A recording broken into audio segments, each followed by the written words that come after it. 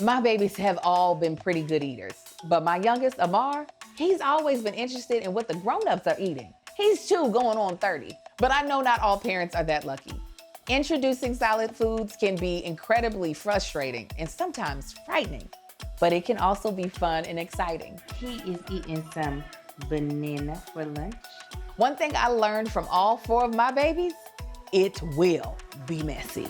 What are you giving yourself a bath in? During infancy, from the period of birth to about 12 months of age, feeding goes from a reflexive behavior to a voluntary behavior. You may not know this. I sure didn't. But in order to eat solid foods, your baby needs to learn to move their tongue in a whole new way. Younger babies swallow by tongue thrusting. They just dart their tongue in and out. To swallow thicker foods and table foods, you have to kind of push your tongue up against the roof of your mouth to propel the bolus down. You need that skill. And if you're like me, you're wondering, what in the world is a bolus? It's just a fancy word for a soft, round chunk of food.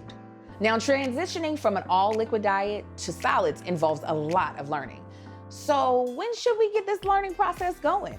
The typical age these days is around 6 months of age.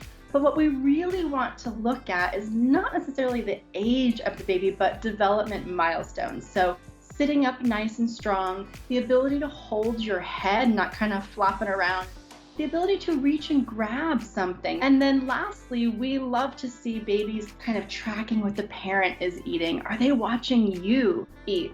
Making sure your baby is physically ready and also interested in eating solids is a good place to start.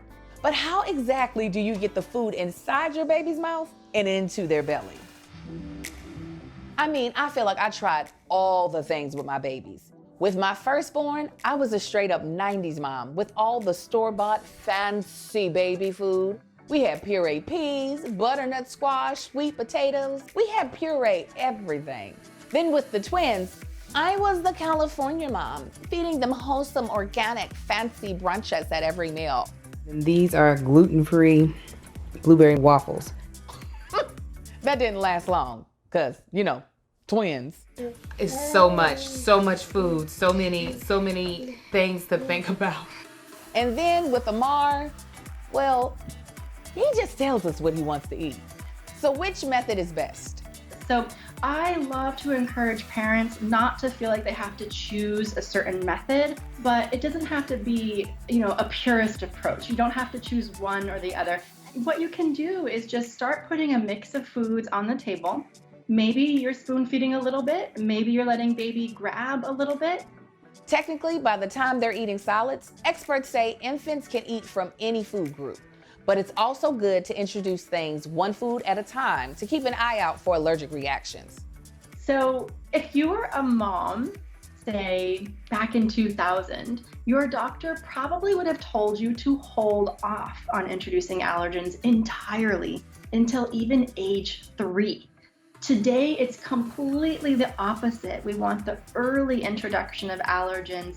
So it can feel a little scary. We want to start slowly, but it can be something as small as a little smear of peanut butter on your finger, putting on baby's lips. Start there if you're terrified. Now, luckily, none of my boys have food allergies. They love to be picky, and sometimes they act like they're allergic to what I cook them, but it's not a medical issue.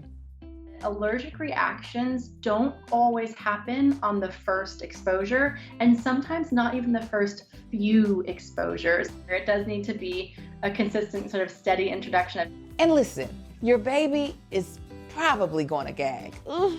When the child gags while they're learning how to eat, that's normal. They aren't choking.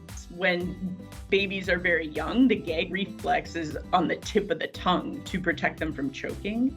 And as they start to have experiences putting things in their mouths, that gag reflex kind of naturally is desensitized and moved farther back.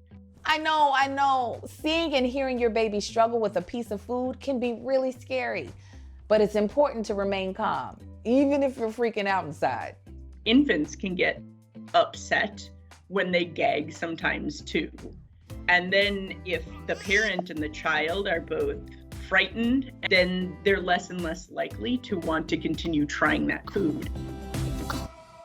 Now, even if your baby takes to eating solids right away, you want to keep the milk and formula flowing. So you want to continue breastfeeding or bottle feeding at the same pace, the same amount as you were before. Just because you're starting solids today does not decrease that amount of milk. The ideal scenario is that once baby starts ingesting more and consuming more, and they are less hungry for the next bottle or breastfeed, and it will sort of organically start to shift. And then at 12 months of age, that whole paradigm shifts and solids become the primary source of nutrition. By the age of about 12 months, your child should be eating about what you're eating. You might have to alter the texture of it. You might have to add some moisture to some of those things, but that's kind of the rule of thumb. I know parents, especially moms, are under a lot of pressure to get everything right. As a working mom of 4 kids, I feel this. Do what works best for you and your family. Consult your pediatrician and try to enjoy this messy milestone. Thank you for watching Seeker Baby. I'm Angel Laketa Moore, and I hope you're learning as much about babies as I am. If there's a baby topic you want us to cover, leave us a comment and keep coming back to Seeker for more on babies. See you next time.